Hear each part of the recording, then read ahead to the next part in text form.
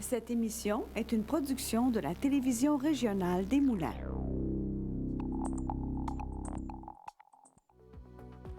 Avec la collaboration de la Chambre de commerce et d'industrie Les Moulins. Le CFP des Moulins, fier partenaire de Fibre E.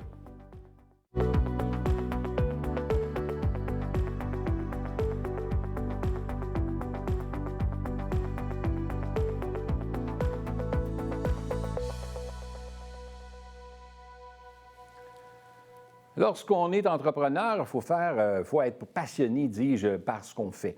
Plusieurs entrepreneurs l'ont dit lors de leur passage à l'émission. Alors aujourd'hui, nous recevons Marc-André Lebeau. On peut dire qu'il est un passionné de vélo. Cet ex-champion cycliste canadien chez les juniors est celui qui a décidé de reprendre Bicycle Illico en 2005. Une entreprise qui a su contribuer à fleurir depuis. Marc-André Lebeau, bienvenue à Fibre E. Merci de l'invitation. Merci d'avoir accepté l'invitation. Ben oui, on se connaît un peu, donc oui. On peut se tutoyer. Ça va peut-être être plus facile pour la courte entrevue qu'on a à faire ensemble. Moi, ce qui me passionnait, c'est évidemment qu'Illico, on connaît le nom, ça circule beaucoup, tu as réussi à en faire une image de marque, mais l'entrepreneur derrière, c'est ce qui nous captivait. Puis on se disait, bien, on va inviter Marc-André pour connaître un peu l'histoire derrière. Qu'est-ce qui fait que Marc-André, amateur de vélo, évidemment cycliste de renommée, qu'est-ce qui fait que tu as voulu acheter une entreprise ou comment ça s'est passé tout ça? Qu'est-ce qui fait que tu te retrouves entrepreneur aujourd'hui? Bien, en fait, c'est spécial parce qu'à la base, oui, je suis un cycliste. J'ai fait du vélo jusqu'à l'âge de compétitif, jusqu'à l'âge de 18-19 ans, même peut-être un petit peu plus. Puis, mais à la toute base, avant même d'être cycliste, à l'âge de 10-12 ans, j'admirais un oncle que j'avais qui était entrepreneur. Je me suis dit, moi, un jour, je vais avoir mon entreprise. Puis c'est un accident d'être dans le vélo aujourd'hui parce que, de fil en aiguille, après ma carrière cycliste, je ne savais pas trop quoi faire. J'ai travaillé dans des magasins de chaînes de sport. Mais si je reviens à mes 10-12 ans, je voulais avoir une usine. Dans ma tête, j'avais un paramètre. Là. Je voulais avoir une usine avec 100 employés puis apprendre à produire quelque chose. C'est vrai? Ouais, déjà, de ton jeune âge, tu savais que c'est vers quoi tu t'en allais là. Fait que tu as lancé ça dans l'univers et là, arrive que là, tu travailles dans des magasins de sport, là, les grandes chaînes de sport aujourd'hui. Puis, je travaille aussi un petit peu avec mon oncle dans location de camions à l'époque. Je goûte un peu à l'entrepreneuriat avec une agence de location de camions parrainée par eux. Et puis, finalement, je suis retourné dans le sport jusqu'à ce que l'occasion se présente d'acheter le nom Bicycle Illico, qui est une entreprise qui a été fondée en 1915 par Louis Illico. Puis, il a vendu, la famille Illico a eu ça 2 générations. Ils ont vendu à un monsieur en 87 qui a fermé boutique en 2005. Donc, moi, j'ai acheté les actifs, le nom, puis j'ai demandé conseil à mon oncle, puis il m'a dit, bien, t'achètes un brand, puis il dit, ça sent bon le vélo, on parle de 2005, c'était pas ce qu'on connaît aujourd'hui, la grosse vague. Fait que c'est un homme d'intuition, puis il m'a dit, ça sent bon, il dit, t'achètes un bon brand. Il dit, moi, j'ai confiance en ça, puis il m'a aidé à enlever les petits stress du départ, mais mon expérience de retail, ma passion du vélo a fait que c'était comme un peu aligné. Là. Donc, dans le fond, tu as racheté une entreprise qui n'existait plus vraiment. Tu as acheté le nom, l'image de marque, comme tu dis, mais il n'y avait rien en soi, là, parce que l'entreprise était fermée. Je suis allé visiter l'entreprise. C'est le Journal de Montréal qui avait à l'époque parlé que ça fermait après 90 ans. Puis je suis allé voir, c'était dans les dernières semaines d'opération, vente de fermeture. Monsieur m'a dit, oh, ouais, ça ne sera pas un problème, si, ça, comme ça que ça marche. Puis pour eux, c'était facile, mais pour moi, même si j'avais quand même eu une expérience de gestion dans des boutiques, c'était quand même gros, puis là, je ne savais pas trop dans quoi je m'embarquais. Mais finalement, j'ai acheté les actifs, le restant d'inventaire, mais c'est surtout le nom qui a été probablement la meilleure acquisition.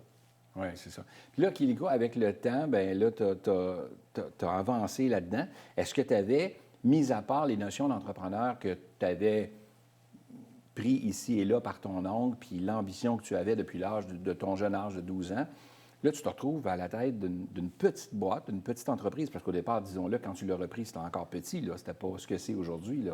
Oui, tout à fait. En fait, il n'y avait plus rien, fait qu'il a fallu repartir à zéro, fait que c'est la poursuite du nom Illico, mais dans une start-up, parce qu'il fallait que je trouve un local. Si Illico était établi à Montréal, je viens de la Rive-Nord, je ne connaissais pas Montréal. J'ai fait mes petites études de marché, je stationnais ma voiture un peu partout. J'ai fait le tour de l'île au complet à pied pour être sûr de trouver l'emplacement, jusqu'à ce que j'arrive dans le quartier Rosemont. Puis où ce que j'ai eu un feeling, puis il faut se le dire, là, en affaires, ça prend du feeling. Puis c'est probablement mon intuition qui a fait en grande partie ce que c'est devenu aujourd'hui. OK.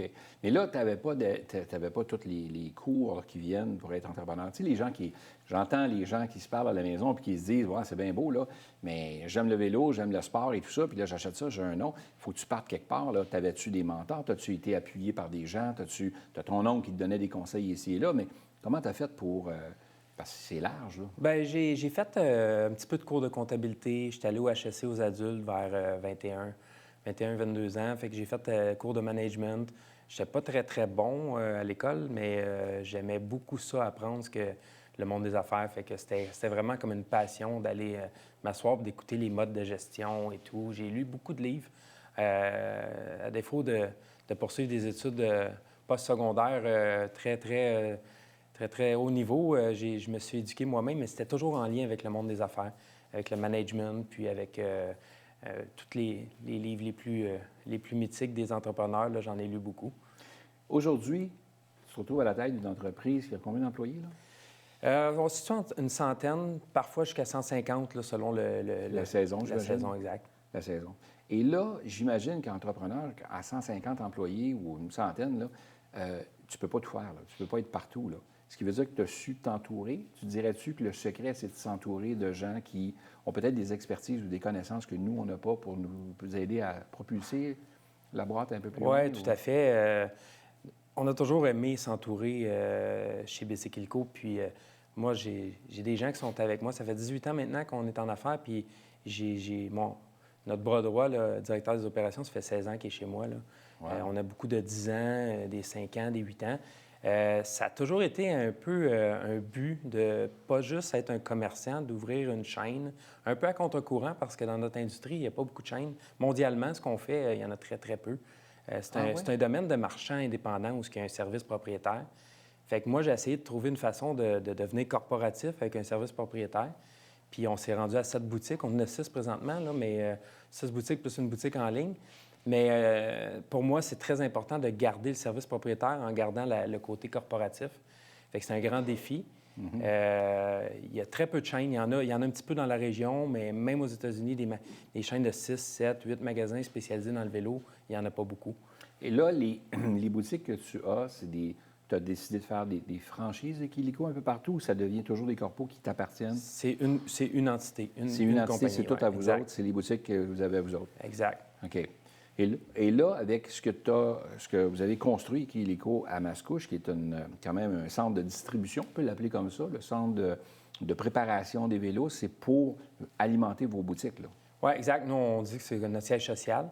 En fait, oui, on a aussi une portion boutique, parce qu'on avait une boutique à Terrebonne qu'on a acquis en 2020, qui était trop petite, qui n'était pas dans nos standards.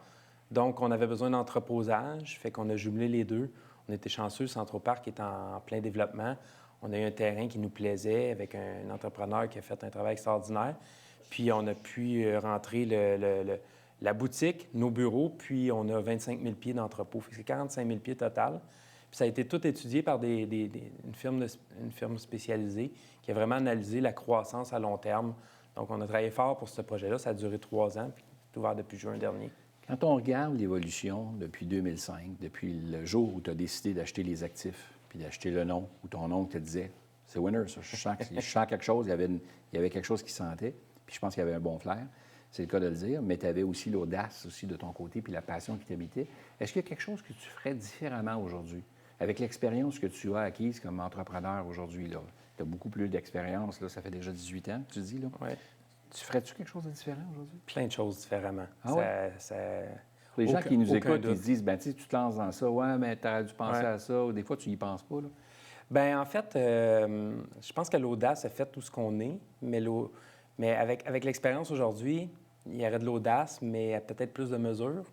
Okay. On est content parce que l'entreprise a fleuri, puis on travaille fort pour la maintenir parmi les leaders de l'industrie, mais ça ne s'explique pas. L'expérience, ça ne s'achète pas, puis ça a été à la dure pendant 18 ans. C'est des cycles, hein? Des hauts et des bas, des hauts et des bas.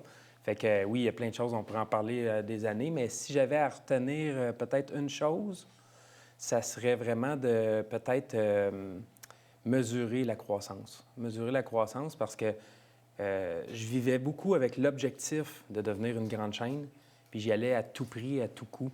Donc aujourd'hui, je serais plus comme, je mettrais des étapes très précises, des milestones qui feraient que je vais me contenter de ça pour la prochaine année, les 2, 3e prochaines années, et non juste voir la finalité. C'est peut-être le côté, c'est dur à expliquer, là, mais j'ai longtemps géré avec l'objectif ultime au lieu de découper le plan. Mais si tu avais écouté ton plan, et si tu avais écouté ton plan puis tu l'avais fait par étapes, est-ce que tu penses que tu serais aujourd'hui rendu à la même étape que tu es aujourd'hui, avec la drive que tu avais d'aller là? Probablement, mais d'un autre côté, quand on est trop, on prend trop de précautions, souvent on avance moins vite. Fait que c'est difficile à dire. Ouais. C'est difficile à dire, mais tu sais, on parle de si, puis avec des si, Non, on est tout sûr, ailleurs. C'est sûr, c'est sûr, c'est sûr. Mais la vie vous a amené où vous êtes aujourd'hui, puis je pense que l'important aussi, c'est de s'entourer. Hein? Tu le disais, tu as quelqu'un qui est avec toi depuis les 16 dernières années. Tu as ton épouse aussi, je pense, qui gravite autour de l'entreprise aussi. Tu as de la relève aussi de ton côté au niveau de tes enfants aussi. Fait que ça c'est sécurisant aussi pour un entrepreneur qui a parti quelque chose puis qui sent qu'éventuellement, il y aura une relève puis ça va se poursuivre dans le temps. Oui, tout à fait. Puis s'entourer, c'était vraiment important pour nous parce qu'on ne peut pas grossir si on fait tout. Puis moi, je suis fier aujourd'hui de ne pas être le one-man show de mon entreprise.